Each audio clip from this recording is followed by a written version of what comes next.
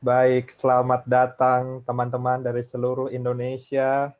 Selamat sore Indonesia. Mantap. Luar biasa ya teman-teman semangatnya. Selamat datang di Kuliah Go Webinar Series. Kita akan bincang-bincang ngobrolin tentang beasiswa pada hari ini. Ini saya tebak nih rata-rata para penggemar OPA ya hari ini ya.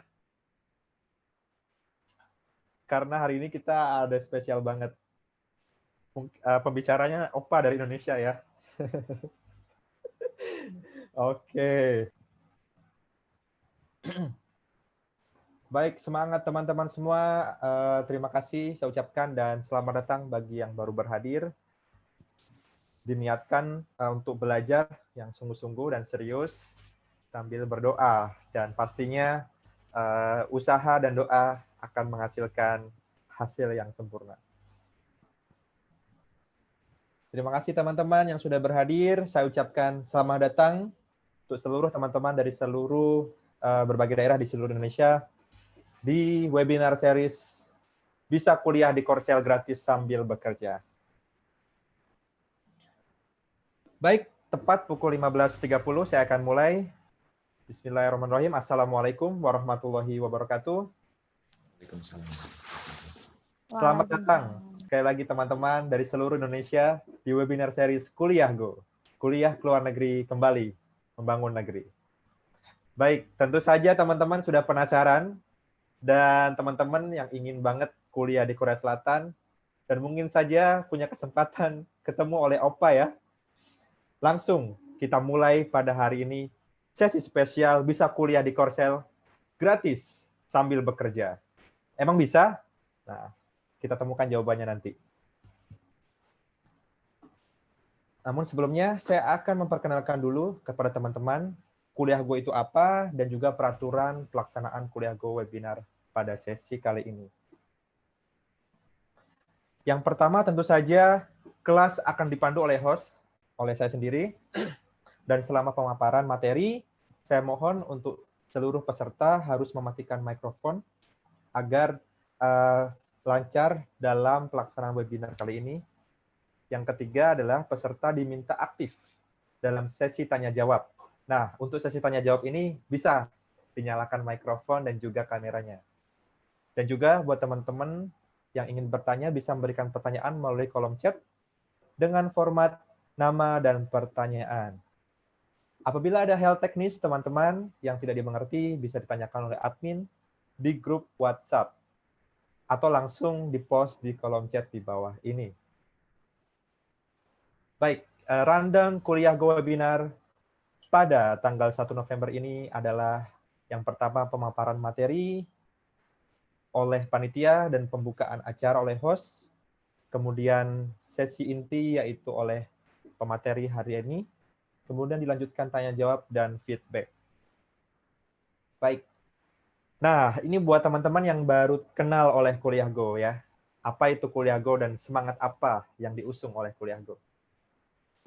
Kuliah Go adalah platform informasi, study excursion dan juga mentoring beasiswa kuliah di luar negeri. Jadi semangatnya adalah membantu teman-teman di seluruh Indonesia yang ingin kuliah di luar negeri, Kuliah Go memfasilitasinya. Ada ratusan informasi beasiswa di luar negeri, ada juga bimbingan eksklusif nih. Buat teman-teman yang baru tahu, ada bimbingan eksklusif saat ini dari Kuliah Go yang baru diluncurkan. Bisa dicek di Instagram Kuliah Go. Dan juga ada persiapan ujian bahasa asing. Nah, kami sudah bekerja sama dengan penyelenggara tes ofisial, IDP. Yang ketiga ada mentoring aplikasi beasiswa.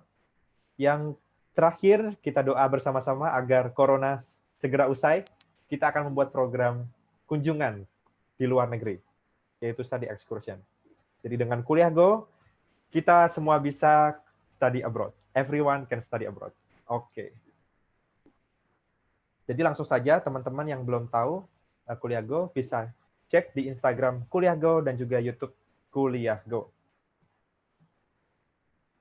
Oke, langsung saja kita perkenalkan narasumber kita, Himawan, peraih beasiswa di Korea Selatan dan juga menjadi asisten profesor Untuk lebih detailnya, kita langsung saja kita sambut Himawan Nur Cahyanto. Langsung saja memberikan materi kuliah Go pada hari ini. Ya, oke. Assalamualaikum warahmatullahi wabarakatuh. Selamat sore semuanya. Perkenalkan, nama saya Himawan Nur Cahyanto, biasa dipanggil Hima. Ya, pada kesempatan kali ini saya mau berbagi pengetahuan saya dan pengalaman saya nih, sharing ke teman-teman tentang pengalaman saya buat kuliah di Korea. Tepatnya di Korea Selatan ya, bukan di Korea Utara. Oke, jadi ini konten materi saya hari ini. Pertama saya akan jelasin background saya apa, terus kenapa saya memilih Korea untuk tujuan saya studi, terus perjalanan saya selama di Korea seperti apa, terus persiapan saya untuk berangkat ke Korea, dan juga kampus life di Korea seperti apa, kayak gitu. Nah, ini sekilas tentang CV saya. Jadi background saya yaitu saya dulu kuliah S1 di Teknik Elektro Universitas Indonesia gitu di tahun 2015 sampai 2019. Terus lanjut S2 di Kookmin University Seoul di South Korea. Saat ini labnya saya ngambil jurusan Teknik Elektro juga, jadi inline sama S1 saya. Dan kalau buat labnya sendiri, lab saya sekarang lab AI, Artificial Intelligence, dan fokus riset saya yaitu Renewable Energy dan Internet of Energy, kayak gitu. Ya, jadi ini kalau S2 di Korea take time selama 2 tahun ya, teman-teman. Kalau yang belum tahu, sama kalau buat S3-nya take time-nya kurang lebih 3 tahun, tapi bisa nambah seperti itu. Ya, terus ini beberapa pencapaian saya selama di kuliah gitu ya. Oke, ini brief perkenalan saya aja, dokumentasi saya selama kuliah. Dan sekarang saya kuliah di Kookmin University, South Korea. Oke, langsung aja masuk ke materinya. Jadi, kenapa sih milih Korea Selatan gitu ya? Saya bagi jadi 3 aspek sih sebenarnya teman-teman. Jadi pertama dari segi lingkungannya, dari segi edukasinya, sama dari segi ekonomiknya. Jadi kalau dari segi lingkungannya sendiri, jadi teman-teman kalau misalkan kuliah ke Korea Selatan, itu bakal ketemu banyak banget foreigner juga. Jadi sebenarnya yang mana bakal membuka cakrawala dan pengetahuan teman-teman tentang foreigner itu seperti apa gitu. Terus habis itu, nah karena hal tersebut, jadi di Korea ini sebenarnya apa ya, budayanya itu mix gitu ya, banyak ya, beragam banget. Dan juga kalau misalkan teman-teman datang untuk studi di Korea Selatan, menurut saya, jadi teman-teman warga lokal Korean student-nya tuh welcome banget gitu sama kita. Itu. Terus yang kedua, dari segi education-nya, kalau misalkan teman-teman tahu, jadi ICT, Information and Communication Technology di Korea Selatan itu salah satu yang paling bagus di dunia ya. Contohnya kayak misalkan produk-produk Korea, Samsung dan sebagainya, teknologinya dan perkembangan 5G di Korea yang udah diimplementasikan bahkan dan sekarang lagi riset ke 6G. Nah, terus habis itu ini, jadi most universities in South Korea offer language lessons. Jadi teman-teman kalau yang datang ke sini belum ngerti misalkan bahasa Korea, jadi kampus-kampus di sini itu rata-rata nyediain pelatihan bahasa Korea juga gitu. Itu sih. Terus habis itu yang buat dari segi ekonomiknya, kalau misalnya teman-teman tahu, jadi South Korea itu one of the world leading financial centers juga. Terlihat juga dari produk-produk Korea Selatan gitu ya, yang dari mulai kayak bidang teknologi kayak HP, Samsung atau laptop apa sebagainya, dan kayak sudah mendunia juga nih kayak K-pop kayak gitu ya. Terus habis itu kalau menurut saya, jadi living cost di Korea juga cukup terjangkau ya. Dengan catatan kalau misalkan teman-teman ada penghasilan atau ada gaji juga di sini. Kalau Jadi kalau menurut saya sih itu cukup terjangkau seperti itu. Terus buat pengetahuan teman-teman juga, jadi di Korea Selatan ini ada 359 institusi gitu ya, di mana 43 diantaranya adalah national universities dan 180 diantaranya adalah private universities gitu. Yang mana pendidikan di Korea ini terkenal dengan istilahnya work hard play hard lah ya. Jadi buat teman-teman di sini juga kalau misalkan nanti dapat kesempatan buat belajar di Korea, nanti jangan kaget karena di sini benar-benar kerja keras banget orang-orangnya. Mungkin 11-12 mungkin ya sama Jepang ya, seperti itu. Jadi perlu dipersiapkan juga tuh work hard play hard-nya. Terus habis itu kalau dari segi finansialnya, sebenarnya banyak nih beasiswa-beasiswa yang bisa teman-teman dapetin karena basically Ministry of Education di South Korea itu dia spending 19 triliun won atau setara dengan 17,9 billion on private tuition fee-nya di tahun 2012. Jadi ini yang bikin di mana banyak nih beasiswa-beasiswa yang sebenarnya bisa teman-teman jangkau kayak gitu. Terus ini faktanya juga di tahun 2012 11,1 miliar foreign tourist itu mengunjungi Korea, dan itu yang menyebabkan kenapa Korea menjadi salah satu tempat favorit buat destinasi, buat liburan gitu ya. Karena pariwisata di Korea juga oke banget. Nah, itu tadi alasan generalnya. Ini alasan spesifik gue kenapa gue milih untuk lanjut studi ke Korea Selatan. Jadi pertama, ini ada dua main discussion ya teman-teman. Jadi yang pertama ini mau kerja dulu. Kemarin itu saya mau kerja dulu atau mau kuliah dulu ya gitu. Mau langsung kuliah gitu.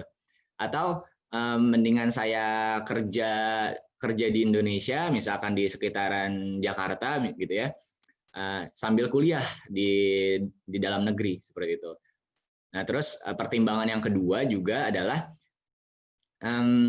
jadi saya mau kuliah pakai scholarship atau self funding sendiri gitu.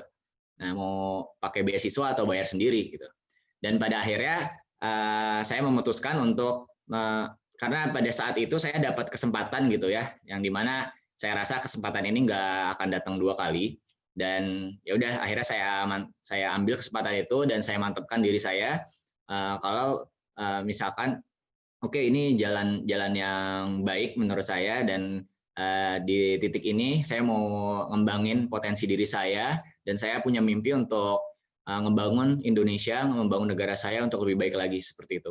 Nah, dan ini 4 hal yang bikin saya sendiri semakin mantap gitu ya untuk berangkat ke Korea. Pertama, emang pada dasarnya saya kemarin S1 di Indonesia gitu ya. Nah, terus emang pada dasarnya S2-nya pengen keluar negeri gitu. Nah itu, jadi emang di dalam hati tuh tekadnya udah mantap banget pengen kuliah ke luar negeri kayak gitu.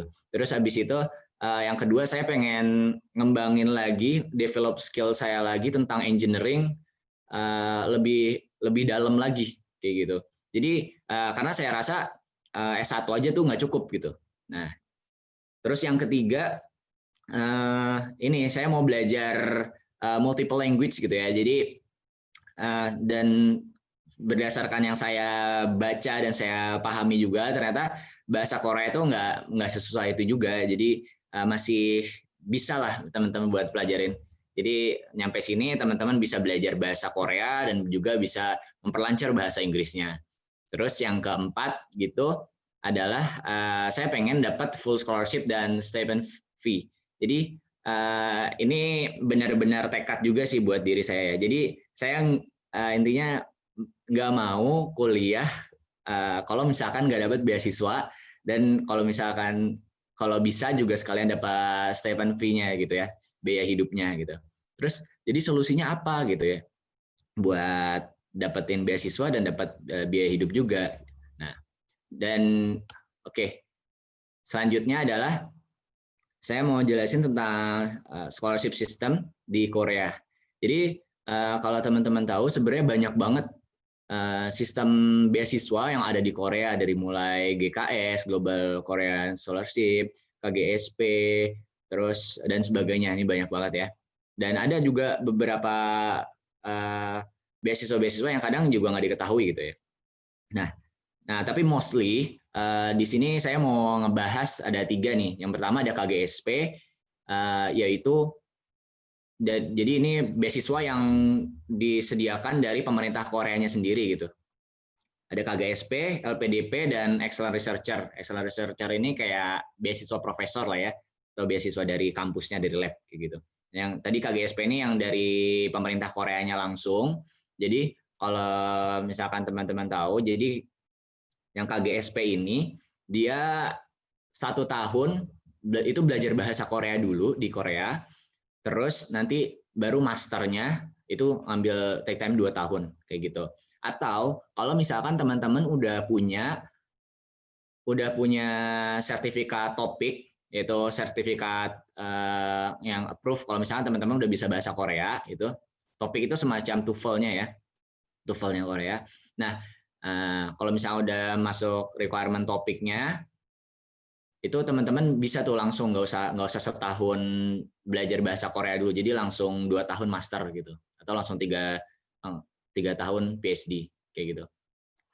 Nah, terus abis itu kalau misalkan yang LPDP ya teman-teman tahu sendiri juga, LPDP disediain dari pemerintahan Indonesia kayak gitu. Terus kalau misalkan yang Excellent Researcher Scholarship ini, kebetulan ini adalah yang saya dapetin sekarang ini. Jadi istilahnya beasiswa profesor lah ya. Jadi kita di sini, kalau saya sih jadi kayak biayanya 50% dari kampus dan 50% dibayarin lab kayak gitu ya, 50% tuition fee-nya. Nah, terus habis itu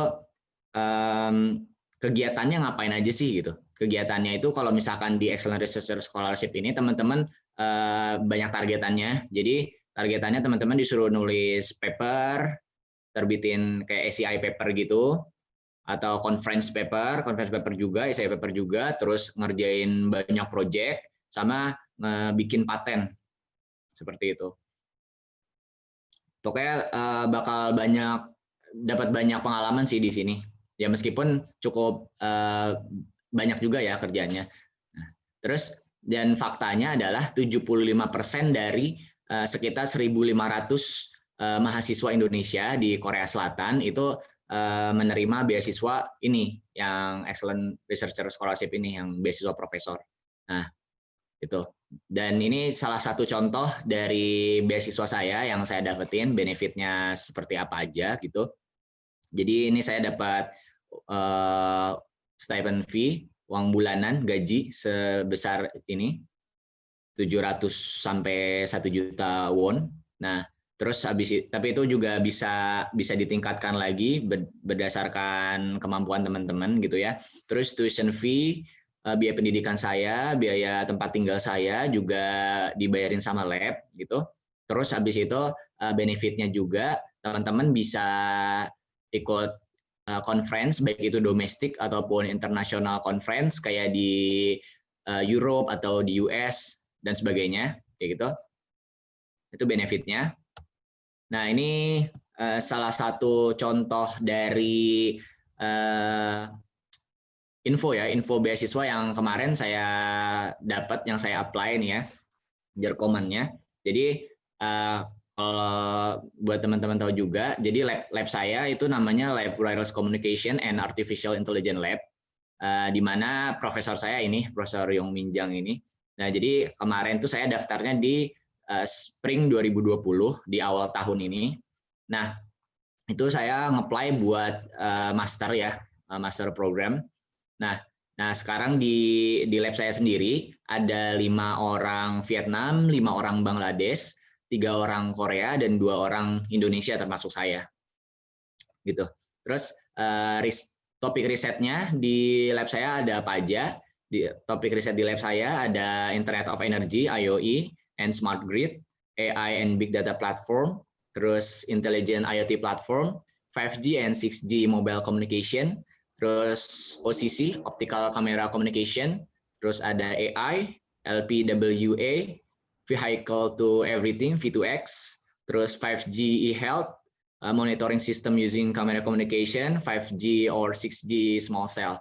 Jadi di sini kalau di Indonesia kan ini ya apa namanya 5G masih baru mau diterapkan gitu ya atau masih dalam pengembangan. Kalau di sini 5G-nya udah settle di Korea nih. Jadi risetnya udah ke arah 6G gitu. Nah terus ini contoh requirement dari lab saya kemarin nih ya. Jadi dia requirement-nya inline gitu jurusannya. Kebetulan kemarin saya di S1-nya ngambil teknik elektro juga gitu. Nah ini student who from electrical engineering, telekomunikasi, computer science, control dan sebagainya. Terus habis itu yang kedua ini requirement-nya student who strong background in this area di smart grid, AI, big data platform, OCC, AI dan sebagainya nih. Terus habis itu yang ketiga good communication skills in English. Jadi kemarin kalau saya sendiri itu nge-apply pakai TOEFL ya. Di sini kan English certificates are equivalent to IELTS 5.5. Jadi kemarin saya nge-apply pakai TOEFL yang udah setara dengan IELTS ini 5.5. Terus dan ini requirement lainnya programming skill seperti MATLAB, LabVIEW, Android, Python dan database kayak gitu.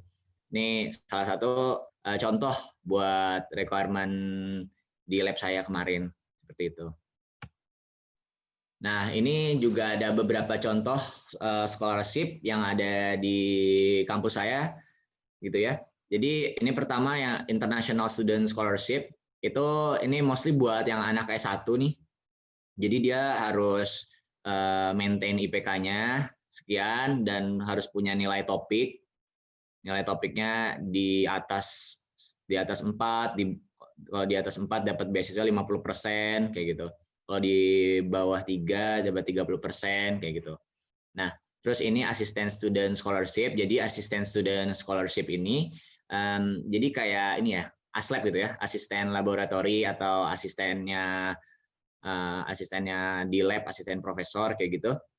Nah, ini rata-rata dipilih sama gurunya, sama profesornya gitu dapat tuition fee 50, 70 sampai 100%. Ini source-nya dari website kampus saya sendiri.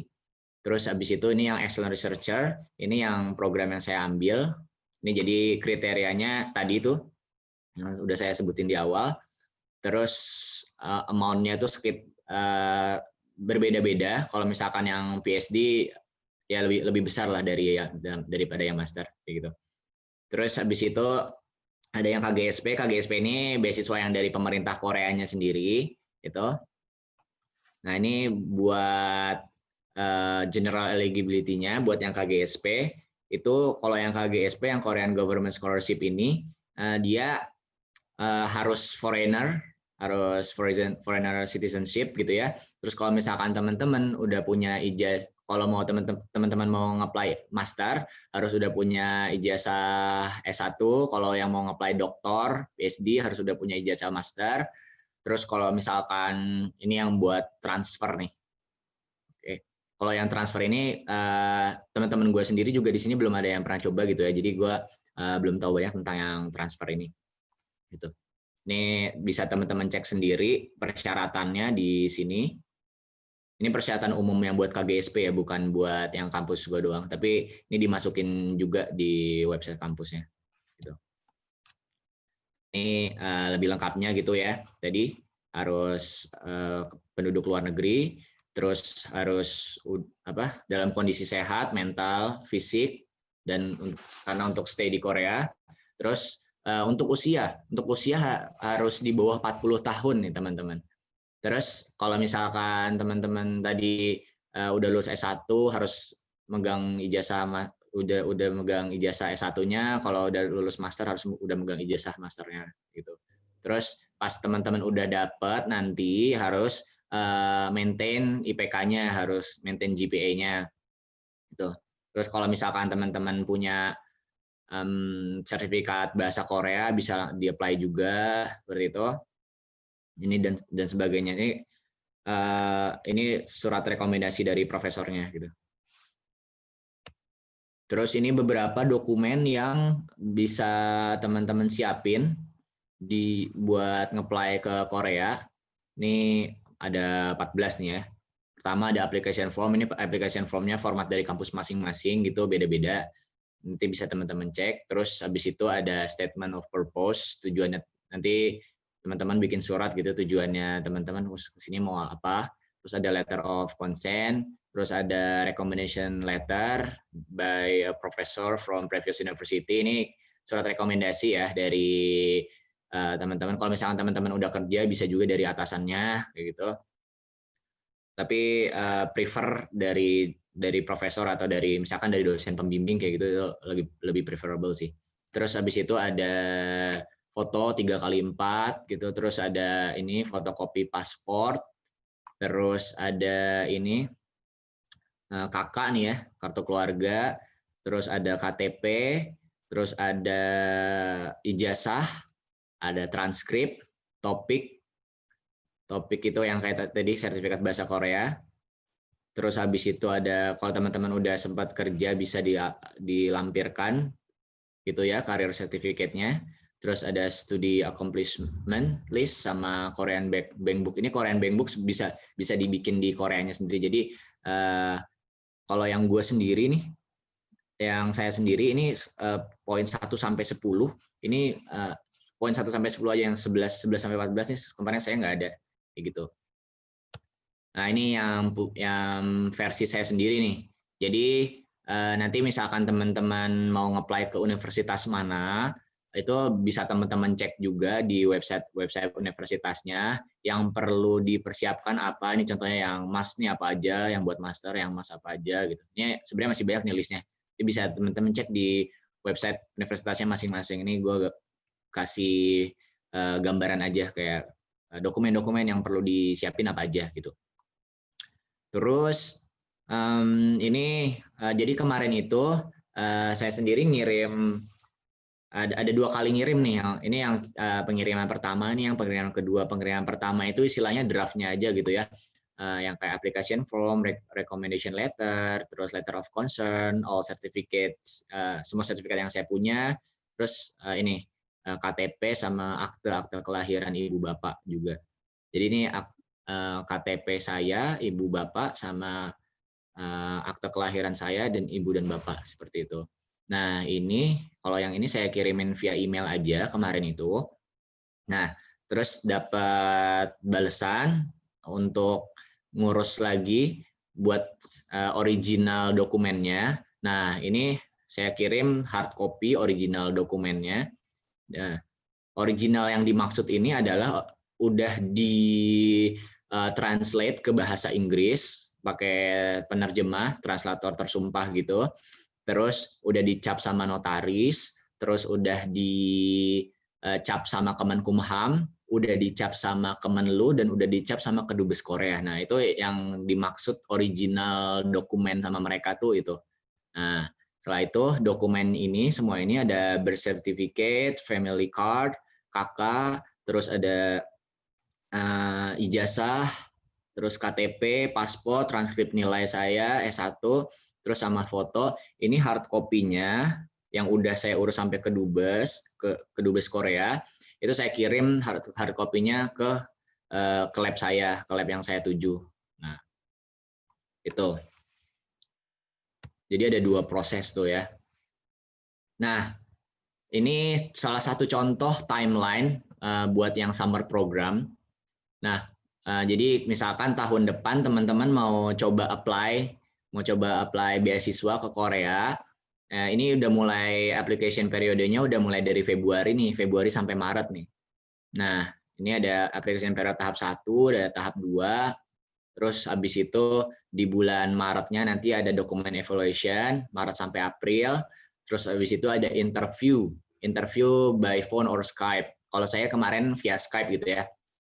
Terus ada announcement result-nya yang pertama. Jadi nanti dokumen-dokumennya ini lolos apa enggak gitu. Terus habis itu ada seleksi kedua. Kalau saya kemarin itu seleksi yang keduanya ada wawancara lagi. Jadi ada wawancara, ada interview. Ini ada interview 1, ini interview 2 gitu. Jadi ada wawancara kedua. Terus setelah itu ada announcement for result yang kedua. Jadi announcement result yang kedua ini ya teman-teman dikasih tahu hasil interview teman-teman yang kedua ini gimana. Terus habis itu ada ini final pengumuman terakhirnya ini ya. Nah, buat pengumuman terakhirnya itu ini menunjukkan kalau teman-teman lolos apa enggak. Nah, baru nanti dapat LOA, letter of acceptance, terus baru teman-teman bisa ngurus visa dan berangkat ke Korea seperti itu. Oke. Terus ini contoh kemarin sempat saya screenshot nih. Jadi ini interview saya kemarin. Nah, jadi ini pertanyaan-pertanyaan yang sering nih, yang sering dan perlu teman-teman siapin buat saat interview. Nah, pertama itu teman-teman diminta buat kenalin diri, biasa lah ya. Please introduce yourself, gitu. Kenalin diri sejelas-jelasnya, background-nya teman-teman apa, terus latar belakang pendidikannya gimana, gitu. Nah, terus habis itu yang kedua teman-teman diminta tolong untuk menjelaskan riset terakhir teman-teman. Misalkan teman-teman nge-apply buat master, nanti diminta tolong buat jelasin skripsinya teman-teman yang terakhir itu apa gitu. Terus habis itu diminta tolong untuk menjelaskan research interest-nya. Nah, jadi setelah skripsinya teman-teman kemarin apa tuh dijelasin ke depannya riset teman-teman arahnya mau kemana. Nah, tertariknya ke arah mana gitu. Nah, terus habis itu ditanya juga tuh kayak pengetahuan teman-teman tentang kampusnya, misalkan why do you choose this department, terus explain your knowledge about this department kayak gitu. Nah, itu mungkin teman-teman bisa baca sekilas gitu ya tentang info-info kampusnya sendiri dan info-info lab teman-teman gitu. Terus kenapa teman-teman milih Korea gitu, negara ini buat tempat ngelanjutin studinya. Terus selanjutnya biasanya teman-teman ditanyain juga ekspektasi selama kuliah di Korea ini seperti apa gitu. Terus selanjutnya teman-teman ditanyain plan after graduate. Apakah mau kerja di Korea atau mau pulang ke Indonesia gitu ya. Atau mau coba jadi researcher atau jadi profesor atau postdoc di sini kayak gitu. Nah, terus ditanyain juga nih biasanya apa yang udah teman-teman siapin buat nge-apply beasiswa ini gitu. Terus ditanya kan biasanya teman-teman pas daftar nih masih belum fasih banget ya buat bahasa Koreanya. Nah, teman-teman mau apa enggak tuh buat belajar bahasa Korea? Karena ada beberapa kampus yang memang nanti misalkan sidang tesisnya buat kelulusan itu pakai bahasa Korea gitu. Jadi di awal sini teman-teman ditanya untuk minat apa enggak, mau atau enggak belajar bahasa Korea. Nah, terus habis itu yang ke-11 nih ditanyain biasanya teman-teman tahu beasiswa ini dari mana sih? Gitu. Tahu dari website kah, atau tahu dari dosen, atau tahu dari mana gitu. Nanti teman-teman jelasin aja. Terus habis itu yang terakhir buat penutupan, kalau misalnya teman-teman ada yang mau ditanyain segala macam, tanyain aja yang kurang jelas ke wawancaranya seperti itu. Nah, ini tips-tips interview dari saya. Yang pertama, teman-teman kalau mau interview pertama jangan gugup, pede aja, yakinin diri aja. Kalau misalkan ini bakal berjalan dengan lancar, oke. Gitu. Yakin aja, pede aja gitu ya. Terus yang kedua, teman-teman harus well prepare ya. Jadi yang tadi coba teman-teman siapin nih pertanyaan-pertanyaan ini jawabannya apa aja dan misalnya udah di luar kepala gitu ya. Udah hatam lah ini. Itu teman-teman harus udah well prepare. Terus sebelum wawancara itu kalau misalkan perlu ke toilet, harus ke toilet dulu, harus pastiin teman-teman sebelum wawancara udah makan, udah minum, udah beres deh semua urusannya, tinggal wawancara kayak gitu. Terus don't be overthinking. Jadi teman-teman jangan takut misalkan wah ini kan skillnya yang di requirement-nya nggak memenuhi syarat saya nih gitu. Misalkan programming.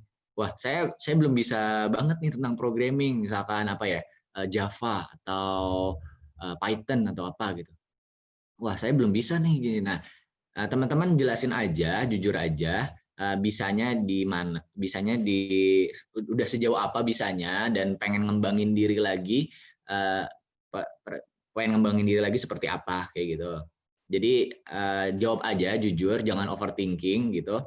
Ya, be yourself lah, saran saya seperti itu. Terus habis itu ini yang perlu teman-teman jelasin juga nih, nanti jelasin dengan baik tentang your plan after graduation gitu. Biasanya dia kalau misalkan teman-teman udah dipercaya gitu di sini, biasanya ditawarin untuk lanjut PhD gitu. Misalkan teman-teman ngambil S2 gitu ya, ditawarin untuk lanjut PhD karena ngebangun kepercayaan di sini itu penting banget gitu dan susah gitu ya.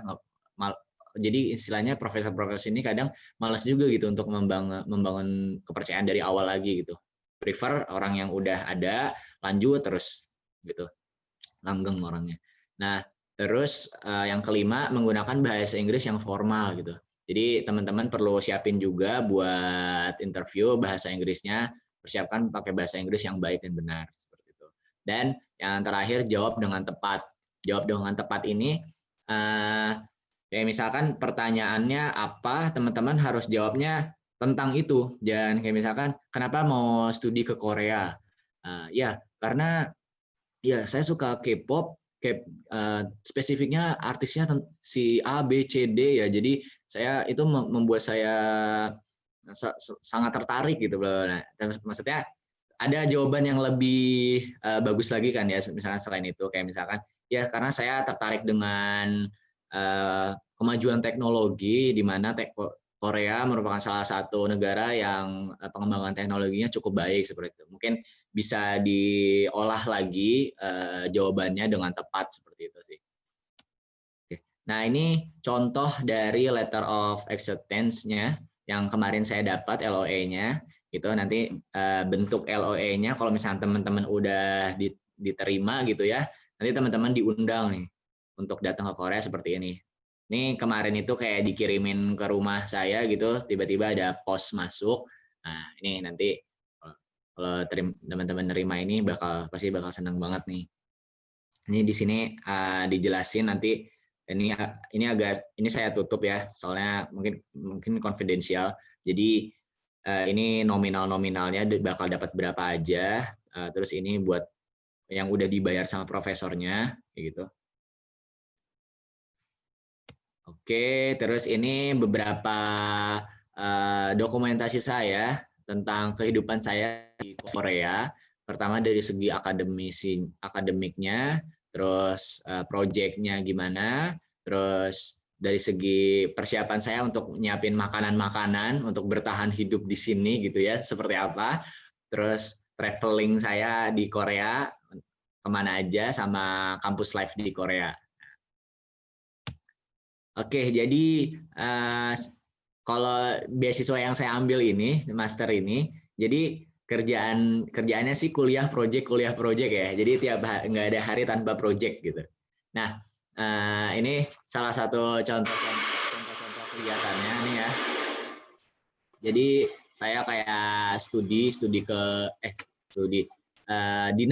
dinas keluar kota gitu, terus ini kelas itu, terus ini beberapa kick off meeting buat perusahaan, buat government project di Korea gitu. Jadi Korea ini antar pemerintahnya dengan universitas itu hubungannya tuh erat banget gitu. Jadi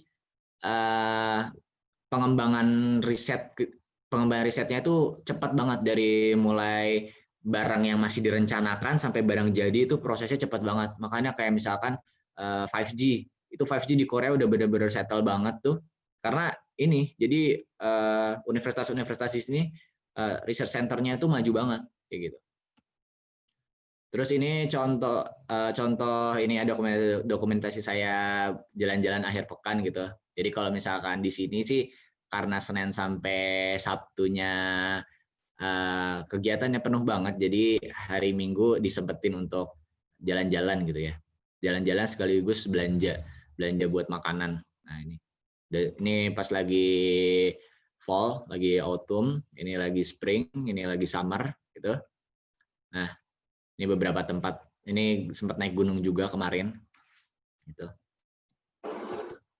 Oke, terus ini agenda belanja mingguan nih. Jadi teman-teman kalau misalkan di sini, ini sebenarnya saya sering masak karena masih maintain untuk makan makanan halal aja gitu ya. Jadi di sini nyari makanan halal susah.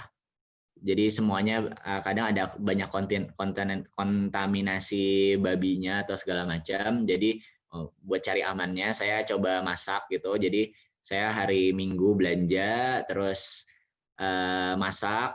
Jadi pas lagi sehari-hari ya tinggal manasin aja, kayak gitu. Ntar ganti minggu lagi masak lagi.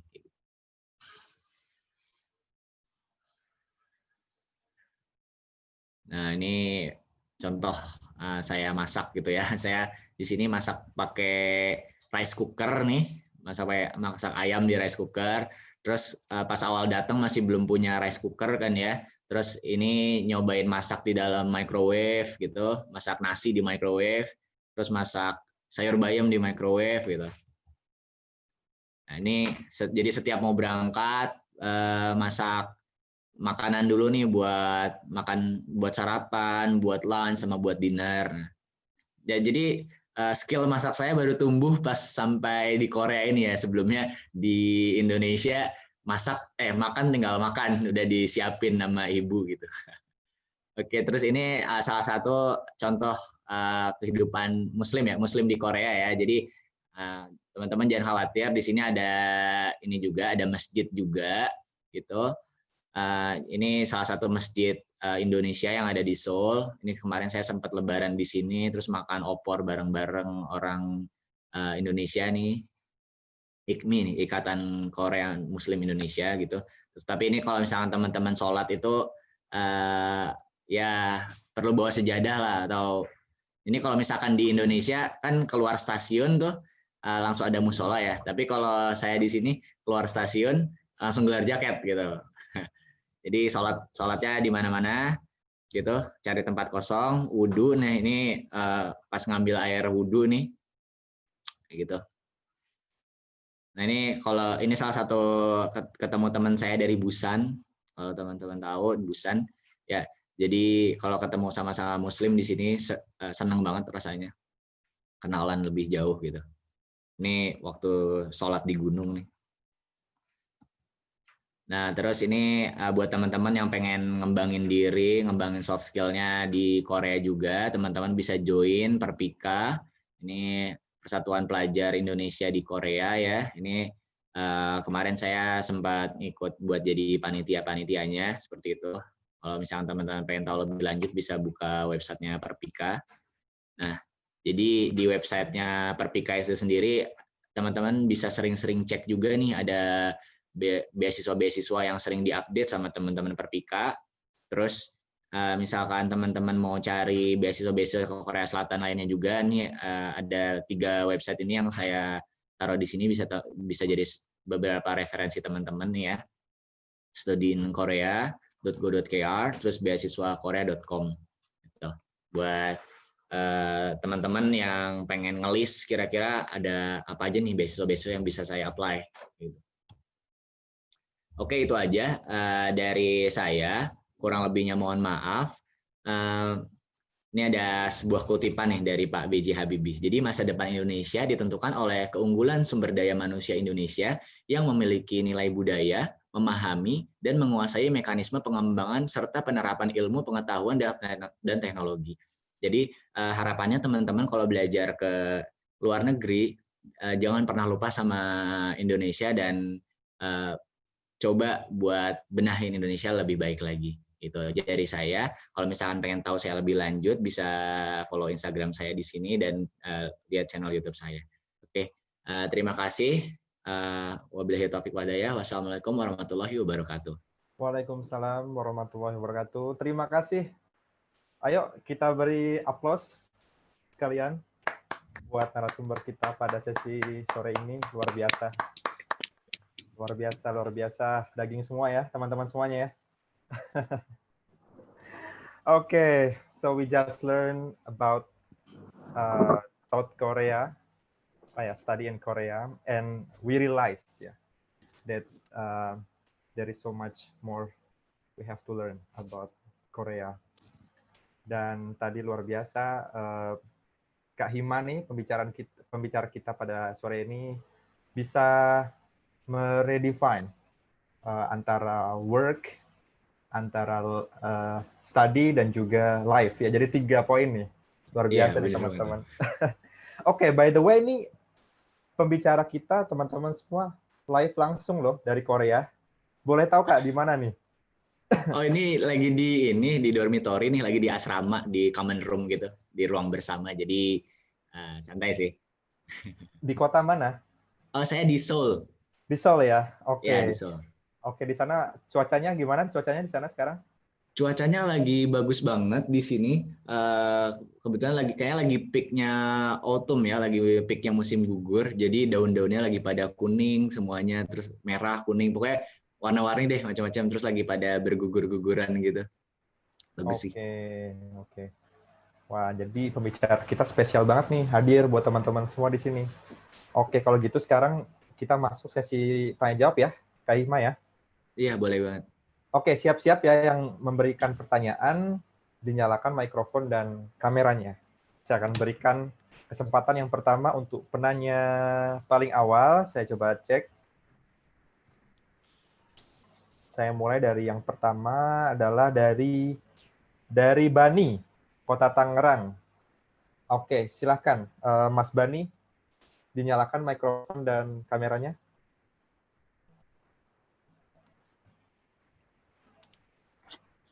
Izin kameranya agak rusak ini, Mas. Oke, nggak apa-apa.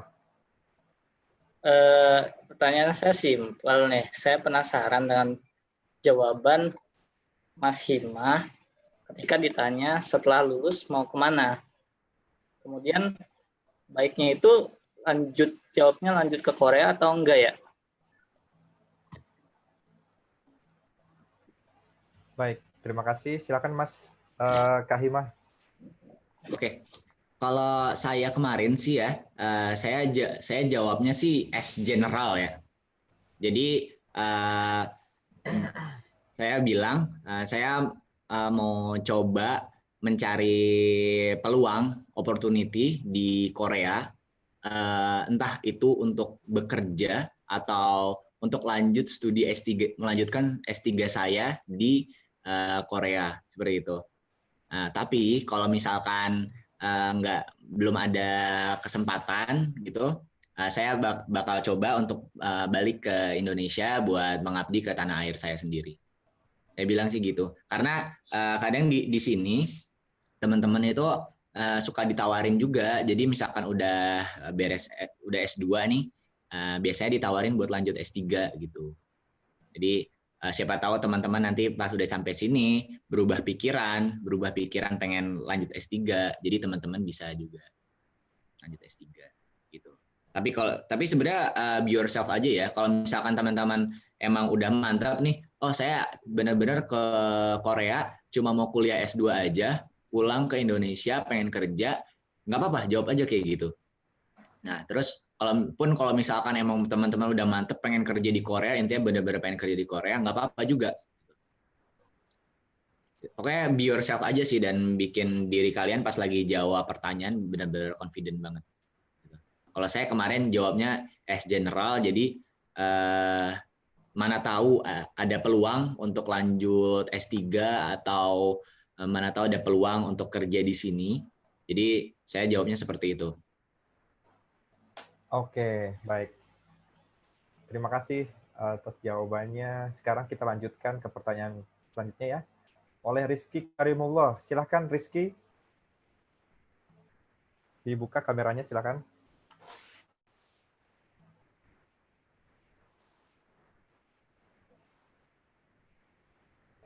Apakah berhadir Rizky Karimullah? Baik, nampaknya tidak ada, tapi saya coba bacakan ya pertanyaannya. Mau nanya, Kak, boleh nggak sih kuliah S2 tapi beda jurusan sama S1-nya? Itu aja kayaknya. Oke. Oke, saya coba jawab nih ya. Jadi kalau misalkan kuliah S2 beda jurusan sama S1-nya, sebenarnya bisa-bisa aja. Tapi kalau mungkin untuk ngambil peluang beasiswa yang seperti saya ini, kayak cukup sulit karena memang ada di tulisan requirement-nya ya. Dan memang pada dasarnya di beasiswa yang seperti saya ini, memang kalian diarahkan untuk jadi researcher di bidang itu gitu. Misalkan saya dari teknik elektro kan ya. Nah, emang saya jadi researcher, kerja jadi researcher di bidang itu. Seperti itu. Kalau misalkan teman-teman, misalkan nih S1-nya teknik, S2-nya mau coba manajemen, misalkan beda jurusan ya. Nah, mungkin itu bisa kalau misalkan teman-teman coba apply di beasiswa pemerintahannya, kayak misalkan KGSP, atau teman-teman coba nge-apply LPDP. Itu mungkin itu lebih visible ya, lebih bisa. Tapi kalau misalkan untuk yang beasiswa seperti saya mungkin cukup sulit gitu. Oke, baik. Terima kasih. Kita lanjut ya ke pertanyaan buat Anissa Kusuma. Apakah berhadir? Langsung saja Mbak Anissa. Hadir. Oke. Ya. Kamu tanya kalau misalnya selain apa ya, itu nggak sih gitu hidup sebagai Muslim di sana? Sorry, keputus Anissa. Boleh diulang? Tadi ke-mute. Sesulit itu nggak sih hidup sebagai Muslim gitu di Korea Selatan? Oke, saya bantu jawab juga. Jadi sebenarnya sih untuk hidup jadi Muslim di sini nggak sesusah itu sih ya. Sebenarnya sulit atau enggak perspektif orang masing-masing beda-beda. Tapi kalau menurut saya bisa diakalin gitu. Contohnya memang makanan halal di sini susah gitu. Nah tapi ngakalinnya ya saya masak tiap minggu gitu. Udah masak banyak gitu. Jadi setiap Senin sampai Jumat itu tinggal saya panasin aja gitu. Terus kalau misalkan belanja itu saya beli food stock gitu ya, itu ke foreigner market. Jadi di sini juga ada tuh yang jual Indomie, kecap bango, sarden, kayak gitu-gitu. Itu ada juga dan tapi itu di toko-toko halal aja gitu. Jadi pada akhirnya saya setiap hari Minggu itu belanja mingguan buat beli makanan-makanan halal gitu, buat beli food stocknya. Gitu. Terus kalau itu pertama buat makanan ya, sebenarnya pantangannya makanan sih di sini susah banget. Sama sholat.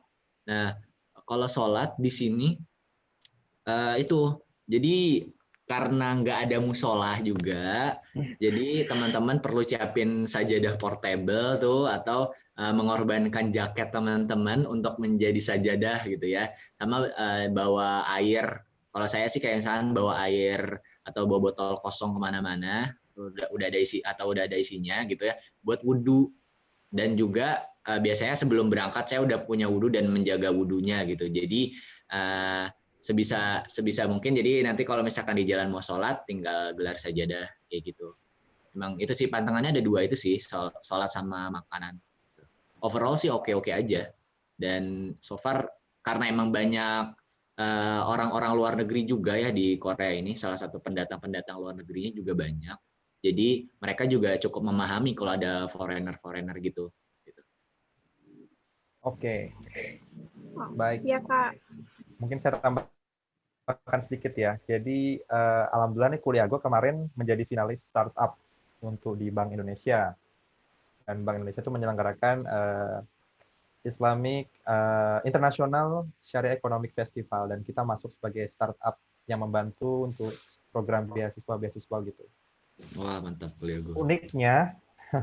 Uniknya adalah Korea Selatan ini dalam global Islamic Economic Index di dunia, Korea Selatan menjadi negara destinasi paling ramah buat Muslim di dunia. Jadi bukan Malaysia, bukan Qatar, bukan Arab Saudi. Nomor 1 itu Korea Selatan. Nah, Indonesia itu masuk di kategori kayak lebih ke fashion, makanya banyak hijab dan lain-lain. Jadi Korea ini adalah destinasi turis buat Muslim friendly terbaik nomor 1 di dunia. Itu yang ngadain global. Kalian bisa cek di Google Global Islamic Economic Index nomor 1 Korea Selatan. Jadi nggak usah takut ya, Hima ya ke sana ya. Iya, nggak usah takut. Awalnya sih saya nambahin juga nih Mas ya. Jadi awalnya pas nyampe sini kan ini ya belum kebiasa ya sholat di tempat umum gitu. Misalkan tiba-tiba banyak orang lalu lalang, terus tiba-tiba gelar sajadah buat sholat. Terus kayak, oh ini orang ngapain gitu. Tapi ternyata nggak masalah tuh. Jadi udah teman-teman gelar sajadah aja gitu. Mereka juga nggak peduli gitu. Udah jalan-jalan biasa aja, udah nggak ngeliatin teman-teman. Jadi ya udah gitu. Meskipun misalkan ada beberapa orang yang ngelihat biasa gitu, ya sebenarnya ya fine-fine aja kok di sini. Dan udah menjadi hal yang biasa sih untuk kayak gitu. Oke. Dan juga kan ada awareness ya. Sekarang udah mulai aware tentang halal di Korea. Banyak mulai bikin brand halal dan juga artis terkenal Ayana Moon yang mualaf itu juga membuat awareness-nya juga lebih besar tentang Muslim friendly dan lain-lain. So, hope answer your question ya, Anissa. Oke, lanjut ke Alia dari Lampung. Silakan Alia. Sudah kelihatan nih wajahnya. Ya, kedengeran Kak? Ya, udah dengar.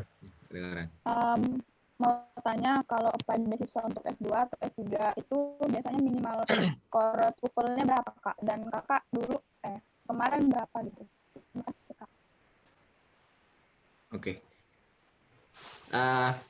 Oke, langsung saya jawab juga. Jadi kalau di sini tuh buat TOEFL atau sertifikat bahasa Inggris gitu. Kalau yang kemarin saya apply ini batasnya IELTS 5,5 gitu. Atau lampirin TOEFL yang setara dengan itu. Kalau kemarin saya nge-apply dengan TOEFL saya ke sana kemarin 533. Nah, terus ya udah kemarin saya coba apply dan alhamdulillah bisa dapat gitu lolos. Nah, tapi pas sampai sini nanti saya pun harus ngambil lagi tes bahasa Inggris juga, di mana saya perlu ngambil IELTS lagi di sini buat prasyarat beasiswa sih. Jadi karena saya master 2 tahun di sini, jadi setahun pertama nanti dari tahun pertama ke tahun kedua transisinya saya harus ngumpulin itu sertifikat bahasa Inggris which is IELTS gitu. Itu sih. Kalau buat yang sertifikat bahasa Korea topik tuh ya. Jadi kalau yang beasiswa saya sih nggak ada requirement topiknya. Jadi saya pun di sini nggak ada tuntutan untuk belajar bahasa Korea. Tapi kalau misalkan teman-teman coba apply beasiswa yang tadi yang GKS, KGSP kayak gitu-gitu, itu perlu emang diwajibkan ada sertifikat topik gitu. Biasanya teman-teman saya yang S1 di sini itu mereka belajar banget tuh bahasa Korea karena memang jadi requirement juga buat kelulusan seperti itu. Kalau saya sih so far di sini tiap hari pakai bahasa Inggris ya. Jadi nggak ada kebutuhan saya untuk belajar bahasa Korea, paling untuk kehidupan sehari-hari aja. Kayak misalkan mau beli ke supermarket gitu, nanya harganya ini berapa, terus mau ngisi e-money gitu, mau ngisi e-money, nah ke Indomaret gitu misalkan. Nah, paling itu sih. Kalau saya sendiri kalau buat belajar bahasa Korea lebih ke belajar buat kehidupan sehari-hari aja, buat bisa survive di sini sehari-hari. Karena mostly saya di kampus, di lab, pakai bahasa Inggris. Dan kayak buat project-project gitu, ada meeting-meeting ke company, buat kick-off meeting, apa segala macam, saya benar-benar pure pakai bahasa Inggris. Gitu. Oke, terima kasih. Alia nanti pantengin terus di kuliah Go Sosial Media. Kita akan segera meluncurkan persiapan ujian bahasa. Ada IELTS, ada bahasa Turki, bahasa Korea, bahasa Jepang, dan lain-lain. Jadi pantengin terus ya. Oke, dan kalau kamu nonton drakor mungkin udah bisa bahasa Korea ya? Iya tuh. Salah satu tips juga tuh buat belajar bahasa Korea. Nonton drakor. Lanjut ke Christina dari Ponorogo. Silakan Mbak Christina. Iya. Kak, saya mau tanya. Di sana tuh jurusan tekniknya tuh apa aja? Terus apakah ada jurusan teknik sipil di sana? Sama kuota peserta yang diloloskan itu berapa? Gitu. Oke. Wah, ini agak spesifik nih pertanyaannya ya. Ya, jadi kalau misalkan jurusan ya, kalau jurusan kalau di kampus saya sendiri, tekniknya ada macam-macam ya, ada teknik mesin, teknik elektro, kayak gitu, terus ada kayak robotik, terus teknik kehutanan, kayak gitu-gitu. Nah, itu Mbak bisa coba langsung cek ke, misalkan Mbak mau ke kampus mana, langsung coba cek aja tuh fakultas-fakultasnya apa aja, jurusannya apa aja, di situ udah lengkap banget. Nah, kalau misalkan teman-teman Indonesia sih, teman-teman saya Indonesia yang di kampus saya ini di Kukmin University itu adanya di teknik elektro, terus ada di teknik mesin, terus ada teknik kehutanan gitu ya, terus ada di kimia, terus ada di, udah sih itu aja sih di sini. Sisanya ada anak S1 di sini juga, tapi jurusannya kayak hubungan internasional gitu. Biasanya di Korea ini sih banyaknya ya kayak di bidang-bidang kimia. Kalau yang mbaknya nyari beasiswa seperti saya, paling banyaknya yang di bidang-bidang teknologi, kayak misalkan yang sekarang lagi in di Korea kayak data science, terus material-material gitu, terus kimia gitu. Itu banyak tuh. Misalkan mbaknya nyari beasiswa yang researcher yang seperti saya gini. Tapi kalau misalkan mbaknya nyari beasiswa yang S general, yang KGSP, LPDP seperti itu, ya mbak itu udah ada listnya sendiri sih kayaknya di kampusnya masing-masing, dan ada di LPDP-nya juga, teman-teman bisa gimana. Oke. Mostly memang ini ya, teknik ya, karena memang Teknik. Korea itu the most innovative city ya, di Seoul itu khususnya ya. Kita lihat produk kita, kalau handphone-nya Samsung, dari sana, laptop kita Samsung, dari sana juga semua. Jadi Sama memang LG cocok. di sini. LG. Cocok nih buat perempuan, laki-laki yang jurusannya IT atau teknik ya, cocok banget buat di sana. Oke. Saya beri kesempatan selanjutnya adalah Imam Prayogi dari Pemalang. Silakan, Mas.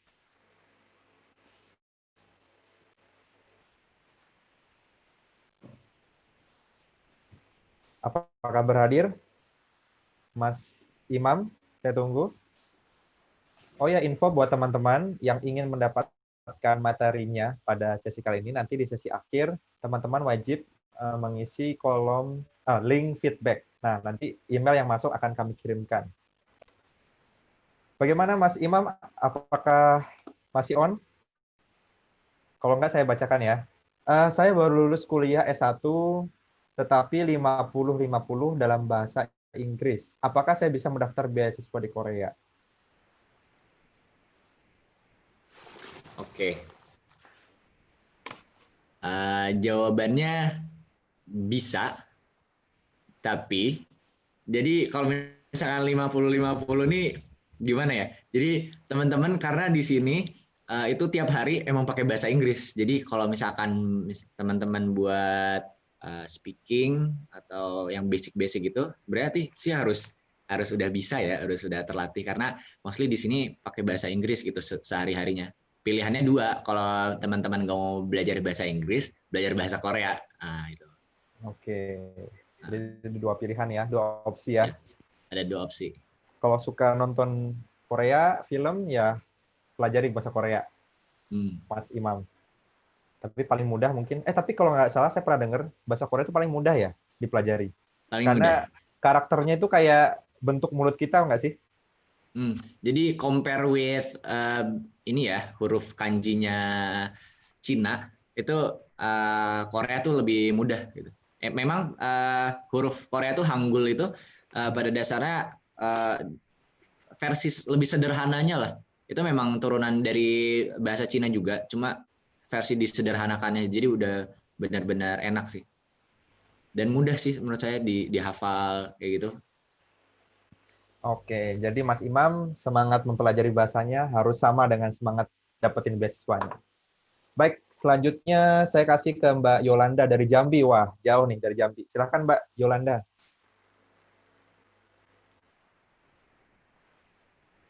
Mbak Yolanda, silakan. Saya sudah lihat nih namanya di sini. Dinyalain mikrofonnya dan kamera kalau bisa.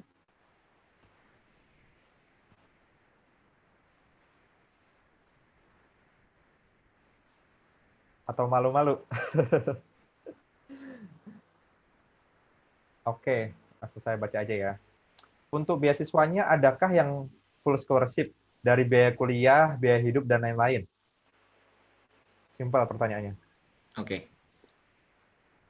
Jawabannya ada. Jadi memang kebetulan beasiswa yang saya dapat ini itu full scholarship. Jadi tuition fee saya, biaya kuliahnya dibayarin 100%. Terus kalau buat biaya hidup itu jatuhnya kan gini ya. Jadi saya ke sini kerja sebagai researcher di lab. Jadi mengabdi ke kampusnya lah, jadi researcher gitu. Jadi memang digaji as a researcher kayak gitu. Nah, itu gaji itu yang dipakai buat biaya hidup. Ya, buat makan, buat tempat tinggal apa segala macam itu sih. Kebetulan saya tinggalnya juga di asrama gitu ya.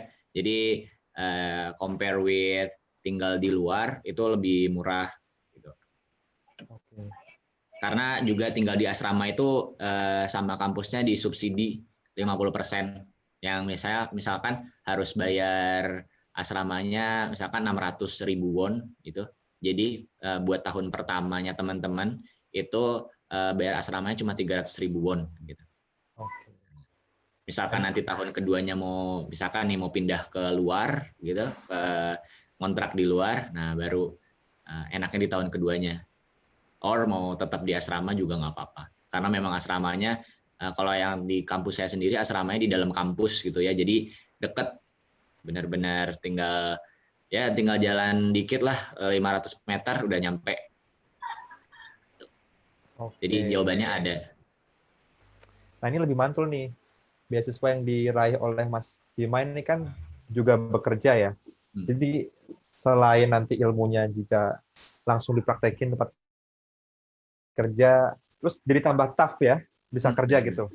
Jadi beda dari yang full banget scholarship dan nggak ngapa-ngapain, hanya belajar aja. Tapi Mas Bima ini sambil kerja dan uang gajiannya bisa buat bayar hidup dan lain-lainnya. Itu pokoknya malah ada surplusnya ya. Bisa ditabung gitu. Nah itu sebuah experience yang lebih luar biasa. Nggak cuma tadi abroad, tapi juga working abroad gitu. Nanti kalau buat CV, kalau kalian pulang ke Indonesia, oh saya udah pernah kerja di luar negeri gitu. Dibanding saya cuma belajar aja gitu. Ya, jadi lebih tough, lebih experience, lebih banyak network juga ya sama kolega dan atasan kerja.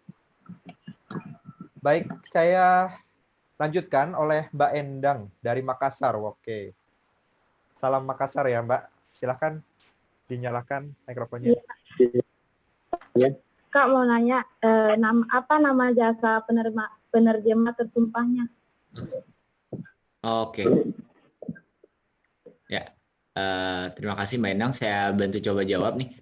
Jadi nama penerjemah tersumpahnya saya di Jakarta kemarin ya. Jakarta International Translator, JITS namanya. Di samping stasiun Lenteng Agung kemarin saya. Oh iya Kak, makasih. Sama-sama Mbak Endang, pantengin terus kuliah Go. Kita juga akan meluncurkan layanan jasa penerjemah tersumpah. Cek Kidot ya, cek terus. Selanjutnya Mbak Haya dari Jogja. Simpel nih pertanyaannya. Silakan Mbak Haya.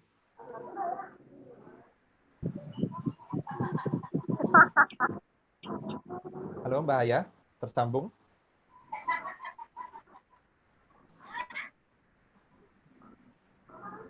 Oke.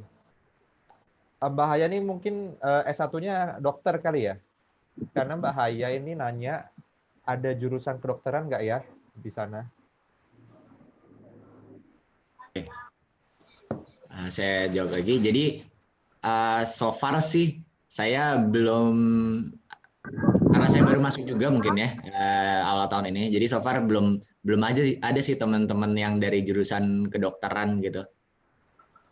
Tapi so far dari jurusannya jurusan teknik, terus material, kimia, ya seperti itu. Jadi kalau buat kedokteran mungkin ada ya, mungkin saya belum tahu. Tapi mungkin beasiswanya bukan yang seperti saya, karena mostly yang beasiswa excellent researcher gini mostly dari teknik atau kimia atau material seperti itu. Oke, silahkan dicek lagi Mbak Haya ya, semoga beruntung. Selanjutnya saya serahkan kesempatan untuk Mbak Sofia dari Malang.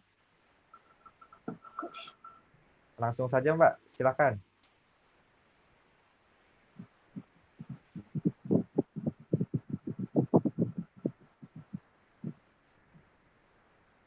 Jangan malu-malu. Oke deh. Pertanyaannya untuk surat rekomendasi dulu kakak pakai kampus atau SMA, dan gimana cara minta surat rekomendasinya? Begitu. Oke. Kalau buat surat rekomendasi kemarin itu saya minta surat rekomendasi dari pembimbing skripsi saya, dosen pembimbing saya sendiri di kuliah gitu ya, yang selama S1. Nah, udah itu kita bilang saya bilang nih ke dosen saya, ke pembimbing saya, kalau misalkan saya mau lanjut studi ke Korea, terus saya memerlukan surat rekomendasi, terus ya udah saya coba jelasin beasiswanya seperti apa, terus benefitnya apa aja dan requirement-nya apa aja gitu. Terus nanti si dosen pembimbingnya itu nanti ngasih pernyataan gitu. Kalau misalkan Anda adalah mahasiswa yang seperti A, B, C, D, bla bla bla kayak gitu. Nanti dia jelasin. Terus nanti ada kolom misalkan kolomnya itu tabel gitu. Tabel kalau misalkan udah pernah kerja sama selama berapa tahun sama si anak ini, terus si anak ini kerjanya gimana, baik apa enggak, bagus atau enggak, kayak gitu. Nanti di checklistin yang checklistin si dosen pembimbing saya itu, si pemberi rekomendasinya. Itu sih.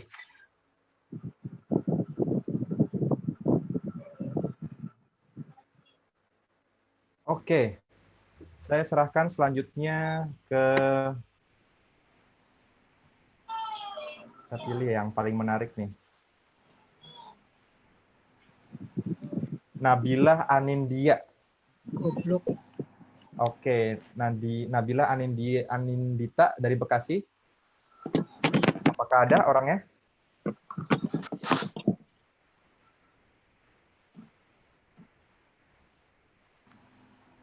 Hei, saya nggak dimasukin.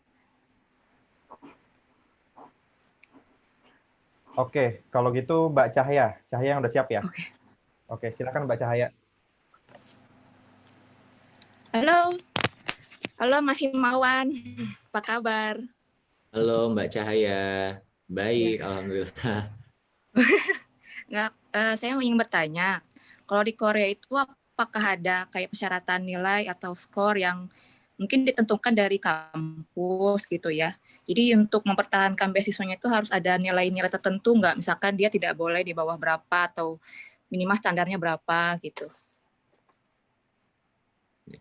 Oke, makasih Mbak Cahaya pertanyaannya. Jadi kalau di kampus saya sendiri di Korea itu ada jelas. Jadi beasiswa saya ini mengharuskan saya untuk mempertahankan IPK saya di atas 4. Jadi kalau misalkan teman-teman tahu di sini range skala IPK-nya itu sampai 4,5 ya.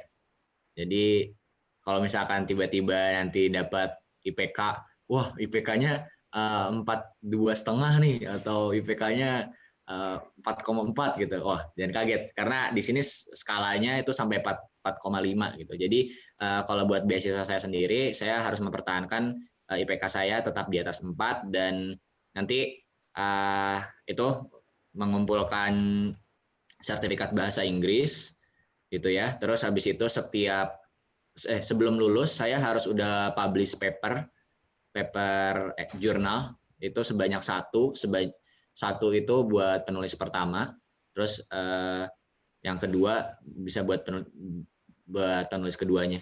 Jadi total ada 2 paper, satu penulis pertama, satu penulis kedua, kayak gitu. Terus sama nanti di akhir itu kayak ada UN-nya. Ada satu lagi pertanyaannya.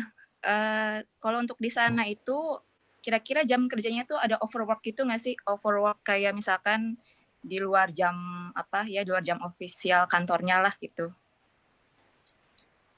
Oke, makasih Mbak Cahaya. Jadi kalau misalkan di sini ya, jadi masuknya itu kalau saya sendiri biasanya jam 9 sampai jam 6 pagi, sampai jam 6 maghrib gitu. Jam 9 pagi sampai jam 6 maghrib gitu. Tapi nggak nutup kemungkinan juga teman-teman bisa tetap ada di lab itu sampai malam. Gitu.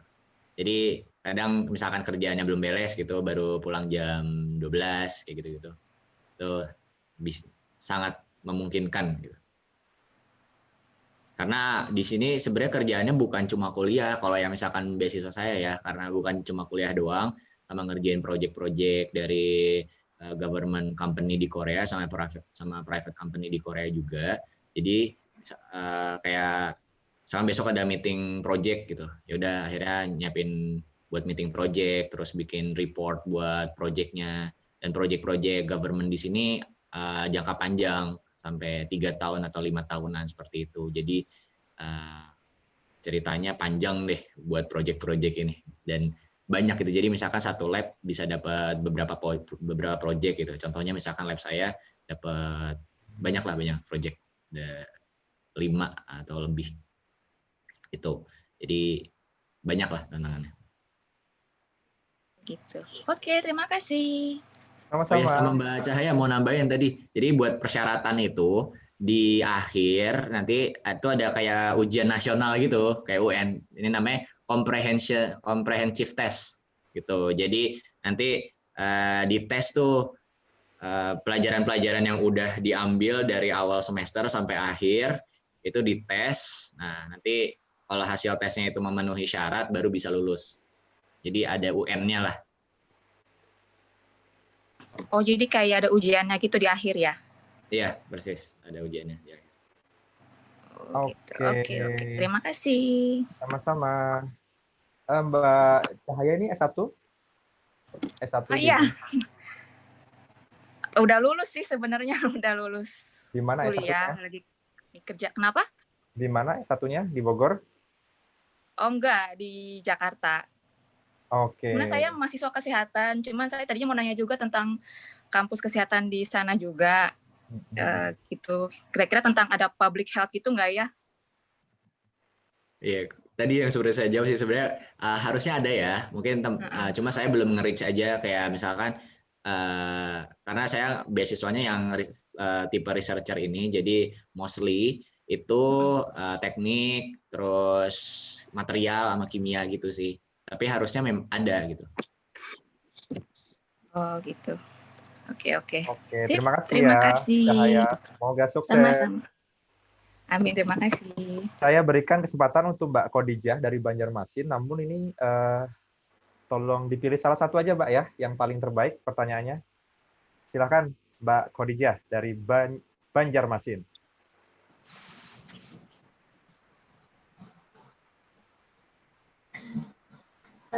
Permisi, saya mau bertanya, apakah kuliah di Korea Selatan itu sulit untuk mendapatkan nilai IPK-nya? Maaf, terputus. Apakah bisa? Wah, di jalan langsung ya. Oh, lagi di jalan nih. Hati-hati nih, Mbak Khadijah. Kayaknya harus ke tempat yang lebih aman dulu mungkin ya, Mbak Khadijah. Nih. Atau saya keep dulu Mbak ya. Saya keep dulu Mbak, biar nanti bisa mendengarkan jawabannya. Oke ya Mbak? Nanti ingatkan saya sebelum sesi ditutup. Mbak mungkin di tempat aman dulu. Oke, sekarang giliran Nabilah. Silakan Mbak Nabilah. Ya, sudah kedengeran belum Kak? Iya, sudah. Sudah. Nanti tolong pilih salah satu aja ya Mbak ya, yang paling terbaik. Selamat sore, Kak. Saya mau bertanya. Kan saya ini mahasiswa S1 Kimia, akan segera lulus. Tapi saya ini kesulitan untuk mencari informasi mengenai beasiswa S2 yang dari profesor, Kak. Kira-kira ada saran nggak ya dari Kak Himawan untuk mencari sumber beasiswa S2 ini dari profesor selain dari koneksi, dari informasi dari alumni, dan juga selain menghubungi ke email profesor satu-satu. Begitu, Kak. Terima kasih. Oke, terima kasih Nabila pertanyaannya. Ya, jadi kalau misalkan Nabila pengen pantau terus tentang informasi-informasi beasiswa yang ada di Korea, itu bisa refer langsung ini tadi. Nah, ke tiga website ini mungkin ya. Jadi ini buat yang official dari government Korea sendiri, Studi in Korea. Terus habis itu ini diperpikah di website Persatuan Pelajar Indonesia di Koreanya itu sendiri. Itu diupdate terus sih sama mereka tentang beasiswa-beasiswa apa aja yang ada yang lagi open gitu ya.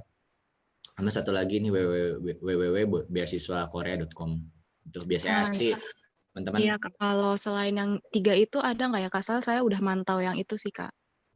Oke. Jadi biasanya sih teman-teman perlu kayak ngecek ini ya, kayak kalau saya sih ke LinkedIn kayak gitu-gitu. Jadi kayak misalkan kemarin lab saya lagi buka gitu, terus saya coba open di LinkedIn saya gitu, yang minat buat lanjut studi ke Korea, terus saya post di LinkedIn saya, dan kebetulan saya dapat ada 2 orang gitu. Nah, terus saya akhirnya mereka lagi diproses nih sekarang, nanti bulan spring 2021 mereka masuk gitu. Jadi mungkin sambil dicek-cek orang-orang yang berpengaruh mungkin kayak di link gitu ya, di LinkedIn gitu. Itu sih. So far sih saya ngeceknya 3 ini, dan coba-coba ngecek LinkedIn ya. Biasanya ada profesor-profesor atau orang Indonesia yang jadi profesor di Korea gitu. Itu bisa jadi juga. Atau ya itu sih. Baik, Kak. Terima kasih. Oke, terima kasih Nabila. Selanjutnya Ririn Putrinaldi dari Padang. Silakan Mbak Ririn. Pertanyaannya kayaknya udah dijawab dari tadi, Kak. Tadi pertanyaannya itu Oh iya, kedokteran ya. sejauh ini ya. Kamu S1-nya apa? Kedokteran, Kak. Di mana? Di Padang? UNP? Iya, di UNAN. Oke. Pokoknya cari terus ya, semoga beruntung. Iya, okay. Dan jangan hanya satu destinasi. Mungkin dapat di Australia, mungkin di UK, atau di Turki. Dan mau info sekalian, nanti malam kita juga ada webinar di Turki. Yang belum daftar bisa cek Kuliah Go Instagram. Oke, selanjutnya. Ini jadi PR saya juga nih Mas, buat nyari kira-kira ada nggak sih yang buat kedokteran gitu ya. Oke. Buat PR saya juga. Oke, jadi teman-teman. Banyak ya kayaknya ya request kedokteran ya. Karena cukup banyak juga nih ternyata. Apa yang membuat terkenal kedokteran di Korea? Wah, itu dia. Saya taunya di Korea cuma teknologinya doang oke banget. Mungkin karena teknologinya oke banget juga ya di Korea, jadi kayak buat masalah skincare atau segala macamnya tuh bagus jadi. Iya. Jangan-jangan Mbak Ririn ini kedokteran kecantikan nih kayaknya. Wah, bisa jadi nih Mbak Ririn. Oke deh. Baik, Mbak Ririn terus berjuang. Sekarang saya berikan kesempatan untuk Anissa dari Bandar Lampung.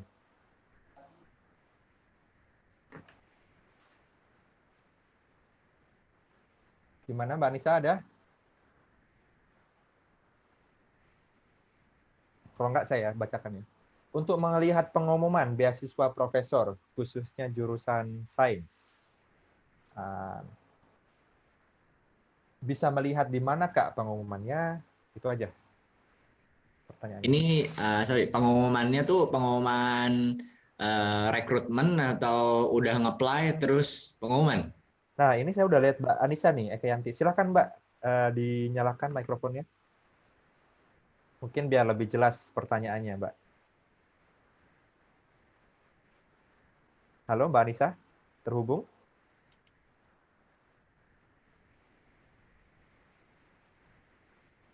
Nampaknya tidak terhubung. Kalau gitu saya skip. Halo? Ya, halo. Boleh Ya, terima kasih, Kak. Jadi ingin bertanya itu dari awalnya, Kak, dari ada pengumuman, terus nanti sampai wawancara. Nah, itu biasanya kita melihatnya di mana atau apakah harus melewat jalur alumni juga gitu? Terima kasih, Kak. Oke.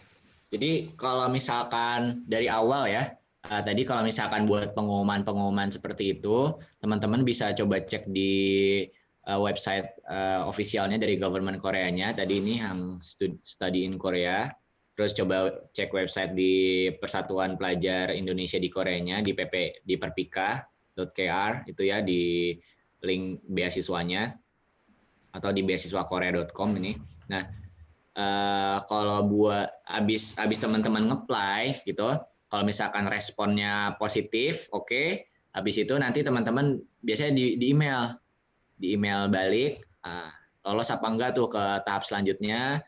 Nah, terus nanti dijadwalkan interviewnya gimana, itu benar-benar pure via email sih kalau saya sih kemarin. Jadi dari timeline-nya segala macamnya itu diinform via email. Dari wawancara 1 ke wawancara 2, terus dokumen-dokumen apa aja yang perlu dipersiapkan, itu via email semua. Oke.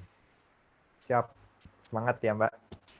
Oke, karena tinggal 5 menit lagi, saya persilahkan Mas Himawan untuk memilih satu pertanyaan terakhir. Mungkin yang tadi kali ya? Iya, tadi yang lagi di motor tuh.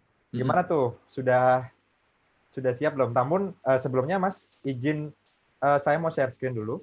Oh, boleh. Ya, siap. Jadi, oke. Tadi Mbak siapa ya? Banjarmasin ya? Silakan Mbak, siap-siap. Nah,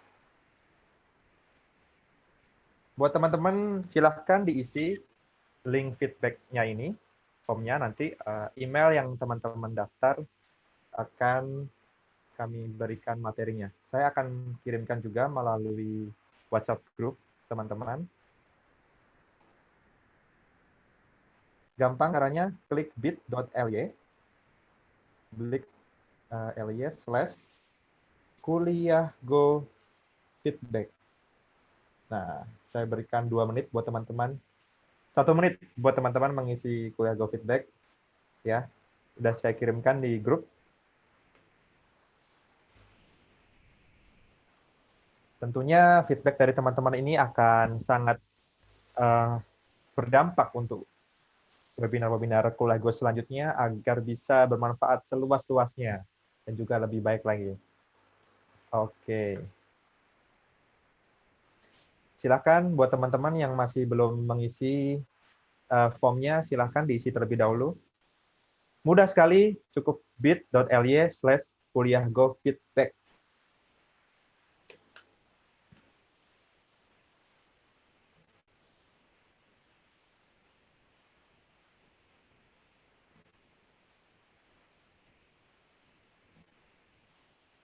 Oke. Sambil menunggu teman-teman mengisi feedback, saya coba panggil Mbak yang tadi ya. Mbak Khadijah, kalau nggak salah ya namanya ya? Khadijah. Iya, tadi Mbak Khadijah sih tadi. Namun kalau memang lagi di kendaraan dan membahayakan, oh sudah sampai. Alhamdulillah, udah sampai rumah nih kayaknya. Di sini Ulun anak Betakon. Jadi bagaimana sistem pembelajaran? Ulun itu saya ya, Ulun itu saya ya. Bagaimana sistem pembelajaran yang ada di Korea Selatan? Apakah sulit untuk mendapatkan nilai IPK? Itu aja, Kak. Mantul nih pertanyaannya. Silakan Mas Bima. Ya, oke. Terima kasih Mbak Khadijah. Alhamdulillah ini udah sampai rumah ya. Nah, jadi kalau misalkan sistem belajar di Korea dan gimana dapat nilainya gampang atau enggak, sebenarnya sih relatif ya. Jadi kalau misalkan sama sih sebenarnya kayak misalkan di Indonesia gitu ya, ada ujian, ada kuis, apa segala macam kayak gitu, ada UAS. Nah, cuma bedanya di sini pakai bahasa Inggris aja sih. Jadi gimana kemampuan teman-teman buat belajar pakai bahasa Inggris kayak gitu. Terus ada beberapa dosen yang dosen saya yang kayak neranginnya mix Korea sama Inggris gitu. Nah, jadi itu benar-benar makin susah lagi tuh. Tapi di sana challenge-nya buat teman-teman, wah ini harus bisa gitu. Itu sih. Jadi secara tidak langsung jadi belajar bahasa Korea juga melalui proses belajar mengajar gitu. Oke. Itu sih. Oke, terjawab ya Mbak Khadijah ya. Iya, terima kasih Kak. Oke, Overall semangat. sama kok kayak Indonesia, cuma beda bahasa aja gitu. Semangat ya Mbak. Ini mau coba daftar yang S2 ya Mbak ya? Ini insya Allah S2. Oke. Biasanya dibuka setiap kapan Mas Hima? Awal Jadi, tahun atau kapan? Awal tahun sama kayak misalkan yang buat fall tuh, buat summer nih, buat summer semester itu bukanya dari bulan Februari gitu teman-teman kalau misalkan mau daftar. Nah, jadi persiapan dari sekarang teman-teman. Oke. Terima kasih Mbak Khadijah. Selamat sampai tujuan dan semoga sukses. Juga buat semua teman-teman di sini. Alhamdulillah usai sudah webinar kita kali ini. Tepuk tangan buat kita semuanya. Terima kasih teman-teman dari seluruh Indonesia atas partisipasinya hari ini. Terima kasih juga narasumber langsung loh dari Korea. Spesial buat teman-teman yang hadir pada sore hari ini. Saya melihat wajah teman-teman nih, calon-calon penerima besok Korea Selatan selanjutnya. Oke? Semangat, saya ucapkan terima kasih. Dan juga Mas Hima ya. Dan kami dari Indonesia siap menunggu untuk membangun negeri ya. Karena kuliah semangatnya adalah kuliah ke luar negeri dan kembali membangun negeri. Oke. Terima kasih. Wassalamualaikum warahmatullahi wabarakatuh.